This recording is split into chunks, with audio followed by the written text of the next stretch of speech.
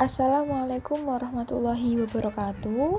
Perkenalkan, nama saya Himatul Hamidah dengan NIM 2019 102303111446 dari kelas B. Di sini saya akan menjelaskan dan mempresentasikan mengenai laporan deteksi dini yang berkaitan dengan fear of missing out. Baik, yang pertama adalah teori FOMO. Teori FOMO. FOMO merupakan singkatan dari fear of missing out yang mana artinya adalah takut ketinggalan sesuatu. Menurut Berzybelski dan kawan-kawan, FOMO adalah sebuah perasaan kecemasan yang dialami oleh individu ketika melihat orang lain mendapatkan atau mengalami pengalaman yang lebih berharga, sedangkan individu tersebut tidak mengalaminya. Dalam Kamus Oxford tahun 2013, FOMO diartikan sebagai kecemasan akan adanya suatu peristiwa yang menarik yang terjadi di tempat lain yang ditulis seseorang di dalam media sosial. Sehingga bisa disimpulkan bahwa FOMO adalah perasaan takut, khawatir, dan cemas yang muncul karena beranggapan bahwa kejadian, pengalaman, bahkan pembicaraan yang sedang dialami oleh orang lain lebih memuaskan daripada apa yang individu alami, sehingga mendorong individu untuk selalu terhubung atau terkoneksi melalui media sosial atau media dan teknologi lainnya. Kemudian aspek-aspek FOMO. Yang pertama yakni tidak terpenuhinya kebutuhan akan relatedness atau kebutuhan individu untuk terhubung dan tergabung atau adanya kebersamaan dengan orang lain. Yang kedua yakni tidak terpenuhinya kebutuhan akan self, di mana adanya perasaan cemas, khawatir, dan kurang nyaman karena tidak dapat memenuhi kebutuhan dirinya. Kemudian yang kedua yakni profil subjek. Subjek merupakan seorang mahasiswa semester 5 jurusan Teknologi Pendidikan di salah satu universitas di Malang. Subjek berjenis kelamin perempuan, berusia 22 tahun, dan merupakan anak pertama dari 2 bersaudara.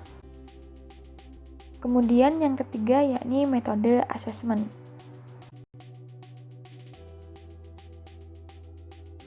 Ada 2 hal yang kita bahas dalam metode asesmen. Yang pertama yakni tujuan asesmen dan yang kedua adalah metode asesmen. Yang pertama, tujuan asesmen adalah untuk mengetahui permasalahan subjek yang sebenarnya melalui serangkaian proses asesmen sehingga dapat ditegakkan kesimpulan yang tepat sesuai dengan permasalahan subjek. Yang kedua yakni metode asesmen yang digunakan dalam penelitian ini. Ada 3 metode yang digunakan, yakni observasi, wawancara, dan juga skala. Kemudian yang keempat yakni hasil asesmen.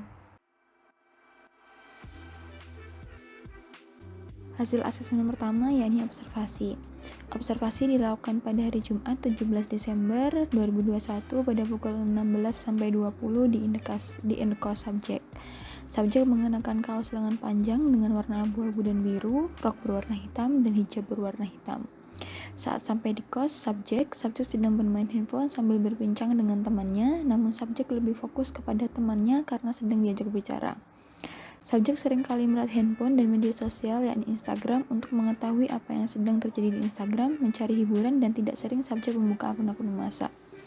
Namun subjek tidak begitu melihat aktivitas teman-temannya di Instagram. Setelah cukup lama bermain Instagram, subjek pindah ke YouTube untuk mendengarkan lagu sambil mengerjakan tugas. Yang kedua yakni wawancara.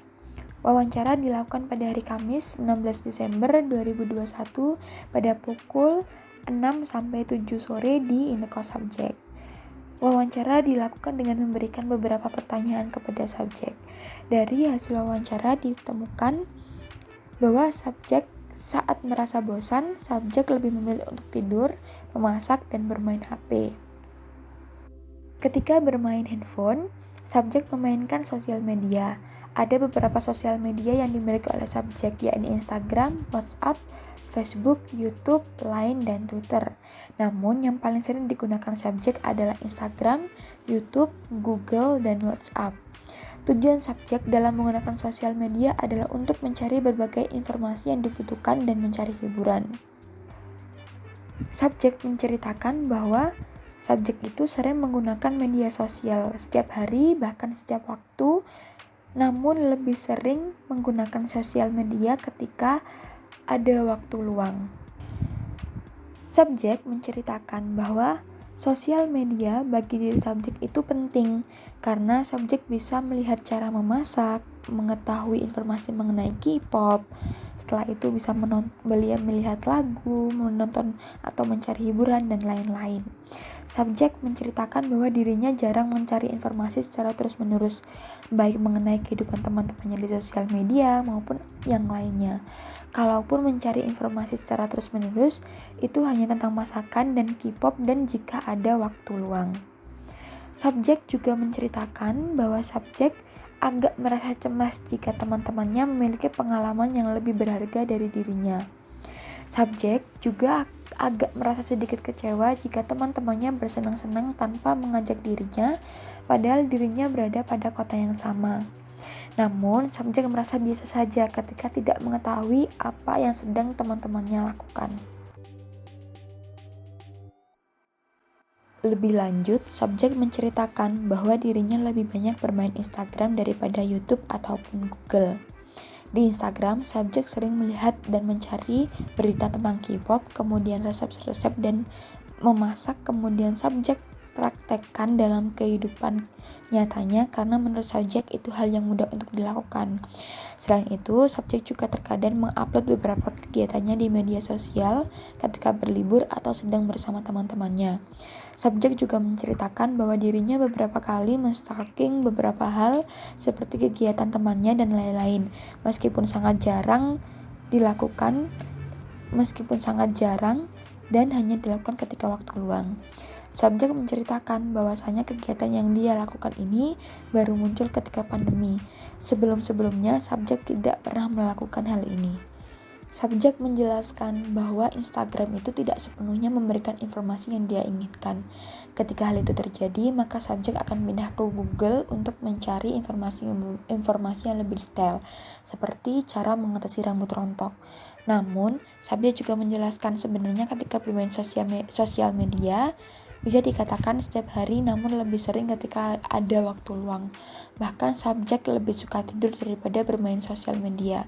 Karena subjek beranggapan bahwa terkadang apa yang dia lakukan di sosial media seperti men-scroll Instagram lama-lama juga kegiatan yang menurutnya tidak begitu penting, namun karena bosan tadi subjek dia tetap men-scroll meskipun tidak setiap waktu, hanya ketika merasa bosan dan ketika ada waktu luang.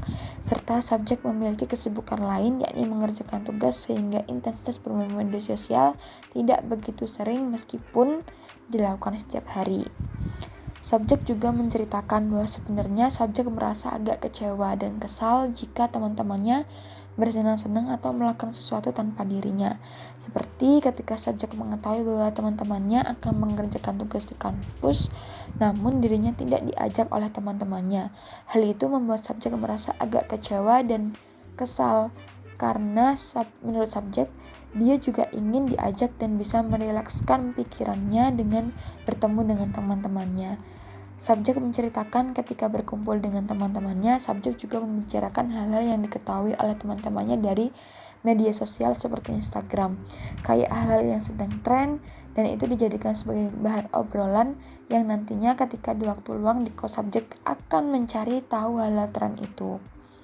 Subjek juga menjelaskan dan menceritakan bahwa ketika berkumpul dengan teman-temannya, tidak jarang teman-temannya membuat story kemudian subjek di-tag dan subjek merepost story itu.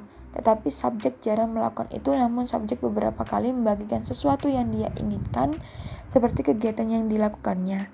Hasil makanan yang telah ia tiru dari menonton Instagram juga ia bagikan. Subjek sendiri menceritakan mengenai pengalaman-pengalaman yang dialami oleh teman-temannya, terkadang membuat subjek merasa agak cemas kalau dirinya tidak mendapatkan pengalaman seberharga itu. Tapi subjek berpikir bahwa setiap orang memiliki pengalamannya masing-masing dan menjadikan subjek yang awalnya merasa agak cemas menjadi biasa saja. Kemudian, hasil asesmen dari pemberian skala Fear of Missing Out diketahui bahwa subjek memiliki skor 57, yakni masuk dalam kategori sedang, di mana subjek terkadang merasa penting bagi dirinya untuk terhubung dan berbaur dengan orang lain, namun tidak dipungkiri juga bahwa subjek juga merasa biasa saja jika tidak terhubung dan berbaur dengan orang, seperti nyaman saat sendiri, menikmati kegiatan yang tidak melibatkan banyak orang, bahkan berpandangan bahwa setiap orang memiliki pengalamannya masing-masing dan dia tidak harus mengikutinya. Selanjutnya, kesimpulan dan saran. Berdasarkan hasil asesmen yang telah dilakukan, maka bisa ditegakkan kesimpulan bahwa subjek mengalami problem FOMO, namun masih mampu untuk diatasi oleh subjek. Kemudian, adapun saran yang dapat diberikan adalah sebaiknya subjek mengetahui bagaimana gejala, faktor-faktor yang mempengaruhi, serta dampak dari fear of missing out, agar lebih mampu melakukan pencegahan.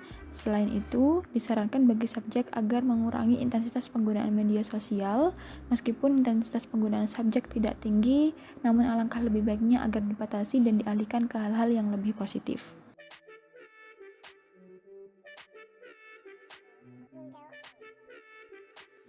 Sekian presentasi dari laporan hasil asesmen dan deteksi dini Fear of Missing Out atau FOMO.